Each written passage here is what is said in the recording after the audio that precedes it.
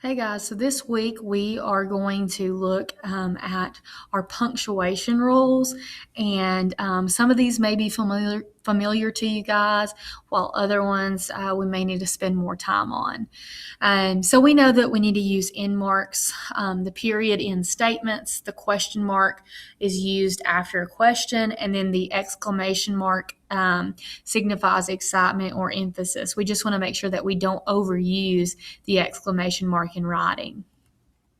So our comma rules, there are three. The first one is that you use a comma and a coordinating conjunction like and, or, but, for, nor to connect two complete sentences.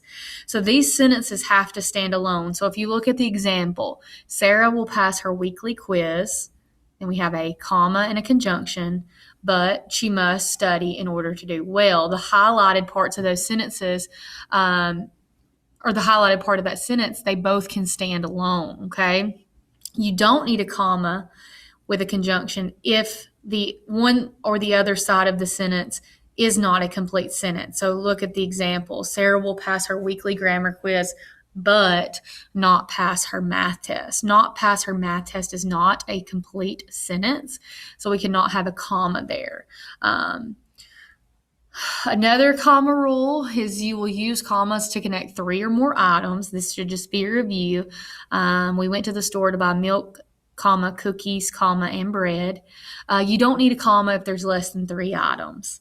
And then our third comma rule is you're going to use commas to connect introductory, interrupting, and some concluding material. And I'll provide examples of those below. Before you go to the movies, please clean your room. That's an introduction to the sentence. That's a dependent clause, so we would put a comma there. An interrupting example would be, go see if Destiny, the girl in the pink shirt, has your phone. The girl in the pink shirt can be taken out and that still be a sentence, so it needs to be separated by commas. And then an example of a concluding statement would be, we will win 5 football games this year, comma, without a doubt. Our semicolon rule, you will use a semicolon when you connect two independent clauses, just like the first rule for commas, but there is no conjunction in there. So they will replace, the semicolon will replace a comma in conjunction. So the example, Dustin is a great wrestler. That's a sentence. He won a state championship. That's also a sentence. So where there's no conjunction, you can just insert that semicolon. But you wouldn't insert a semicolon if it's not, like I said, two complete sentences. Dustin is a great wrestler with the help of his great coach. That's a fragment, so we can't have a semicolon there. Colons are used to introduce a series of items, list, or quotation. So an example of that is when you get home from school, complete the following. Fold clothes, make your bed, and unload the dishwasher. So it's going to follow immediately in front of a list, a quote, or a series of items. And then the last thing that we're going to talk about is apostrophes. So you use apostrophes to show singular possession. It would be apostrophe S.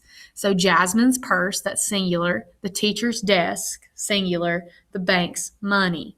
You use S apostrophe to show plural possession. So you've got two cats' toys, the friend's letters, the country's affairs. So when you're talking about multiple things, plural possession, it's going to be S apostrophe.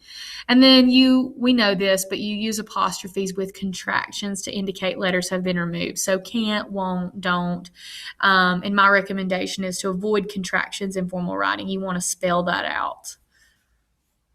So we will continue to practice with this over the rest of this week.